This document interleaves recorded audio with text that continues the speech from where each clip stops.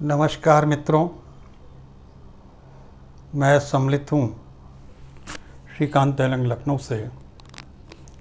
आज सभी मनीषियों का अभिवादन करते हैं और डॉक्टर सत्यप्रकाश पांडे जी के फेसबुक पटल पर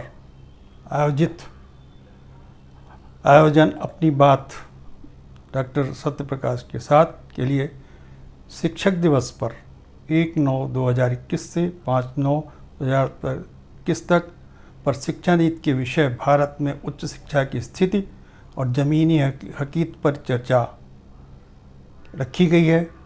इस आयोजन की सफलता और विचारकों के विचारों का समर्थन करता हूं, बधाई के पात्र हैं। ऐसे विषय पर चर्चा में रखे जाने चाहिए। यह समाज को दिशा निर्देश दे सकते हैं और दिशा निर्देश के साथ निष्कर्ष की ओर ले जाते हैं। मानवीय जीवन में सफलता के लिए शिक्षा एक महत्व और योगदान है। समाज और देश के हित में कार्यान्वयन हो, ऐसी स्थिति की शिक्षा की महती आवश्यकता है। साक्षर होकर के हम हाई स्कूल और इंटर की शिक्षा तो प्राप्त कर लेते हैं, लेकिन उच्चतर शिक्षा में योग्यता प्राप्त करने के लिए हमको महाविद्यालयों में पढ़ना पड़ता है। और आज का विषय जो रखा गया है वो महाविद्यालयों की वास्तविक स्थिति को आकलन के लिए ही रखा गया है। ऐसे विषयों का मैं समर्थन करता हूँ।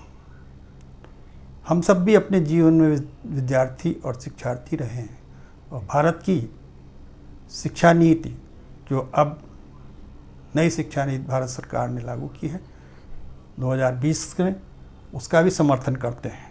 सर्व शिक्षा अभियान में हम सब आगे बढ़ें और भारत में शिक्षा सभी को योग्यता अनुसार मिले, इसकी भी हम लोग प्रशंसा और कराहना भी करते हैं।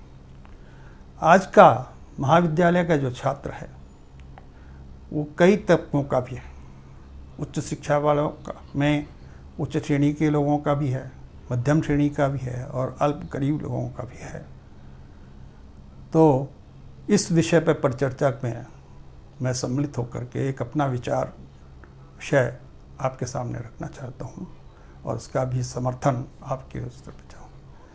जो शिक्षा है उसमें हमें गरीब बच्चों को शिक्षा हम दे रहे हैं, उनकी व्यवस्था बना रहे हैं, तो उसमें एक पुस्तकों का योगदान बहुत आवश्यक है। शिक्षा बिना पुस्तक के हम नहीं कर पाएंगे।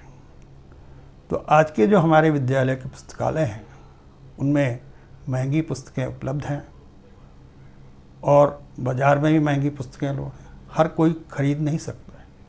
अगर खरीद सकता हो तो ऐसी स्थिति नहीं आएगी कि किताबों की हमको आवश्यकता पुस्तकालयों से लेनी पड़ेगी। तो पुस्तकालय हमारे सुदृढ़ होना चाहिए। पुस्तकालयों में जो पुस्तकें हैं प्रचुर मात्रा में होनी चाहिए। किसी भी विद्यार्थी और शिक्षार्थी को जो पुस्तक चाहिए वो उसको सुलभ मिल जाए।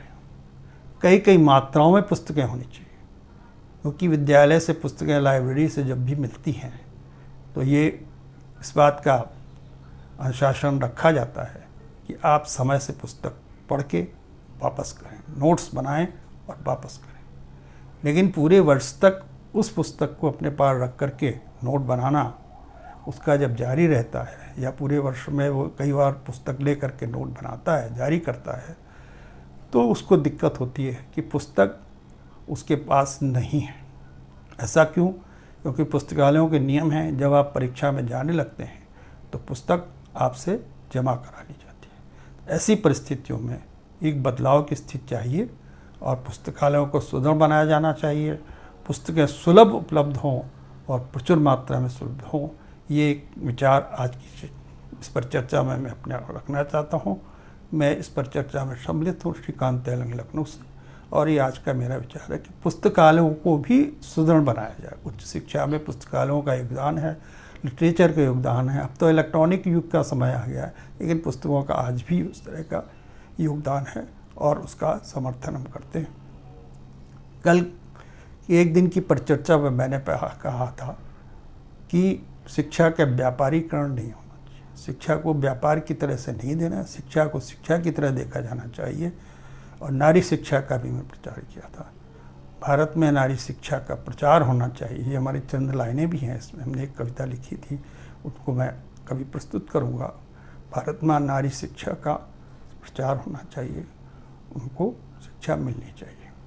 तो इनसे सर्व शिक्षा अभियान का समर्थन करते हुए आज की इस परिचर्चा में मैं सम्मिलित हूँ।